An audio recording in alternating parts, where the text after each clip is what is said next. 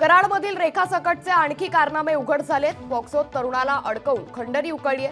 अल्पवयीन मुलीवर बलात्कार केल्याचा तरुणावर आरोप आहे। पैसे उकळण्याचं संभाषण लोकशाही मराठीच्या हाती लागले।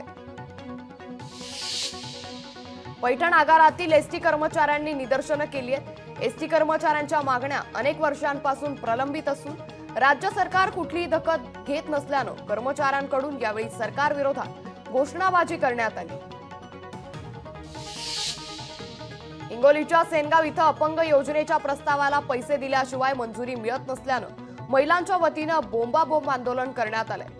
अनेक दिवसांपासून अपंग विधवा योजनेचे प्रस्ताव तहसील कार्यालयात धूळ खात पडले असून त्यांना मंजुरी मिळत नसल्यानं तहसील कार्यालयासमोर आंदोलन करण्यात आलं। एअर इंडियाला 90 लाखांचा दंड ठोठावण्यात आलाय। अयोग्य वैमानिकांसोबत उड्डाण केल्याबद्दल डीजीसीएनं एअर इंडियाला दंड ठोठावलाय। एअरलाईनद्वारे नियमांचं उल्लंघन झाल्याचं उघड झालंय।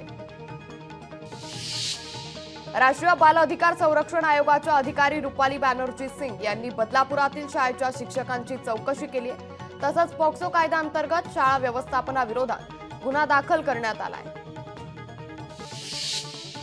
सांगलीत पूरग्रस्तांनी जिल्हाधिकारी कार्यालयावर मोर्चा काढलाय। शासनानं 862 कुटुंबांना 95,100 रुपये अनुदान जाहीर केलं होतं। हे जाहीर केलेलं अनुदान देण्याच्या मागणीसाठी पूरग्रस्तांनी मोर्चा काढलाय। तसंच अनुदान जमा न केल्यास तीव्र आंदोलन छेडण्याचा इशाराही देण्यात आलाय।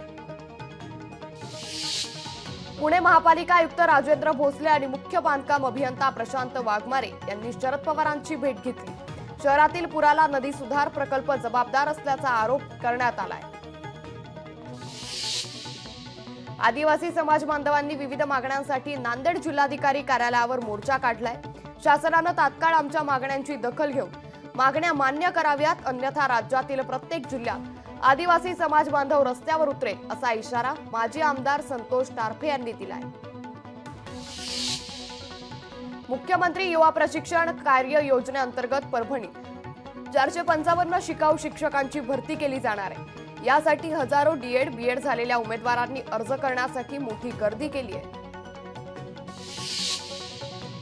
बदलापूर घटनेच्या निषेधार्थ कल्याण पश्चिम मध्ये आज अनेक सामाजिक संघटनेच्या वतीनं तहसीलदार कार्यालयावर मोर्चा काढण्यात आलाय। आंदोलनावेळी आरोपी नराधमाला फाशी देण्याची मागणी आंदोलकांकडून करण्यात आली आहे।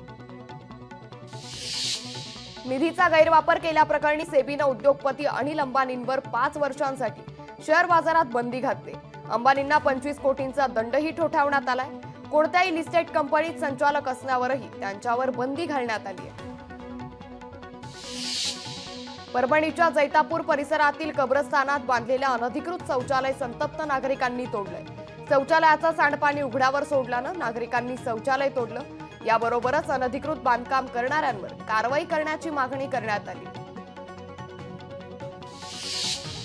घाटकोपर फलक दुर्घटना प्रकरणी संशयित अर्शद खान विरोधात स्थानिक न्यायालयानं अजामीन पात्र वॉरंट जारी केलाय।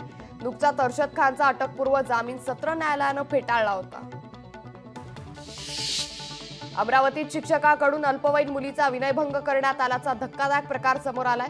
पालकांच्या तक्रारीनंतर शिक्षकाला अटक करण्यात आली आहे।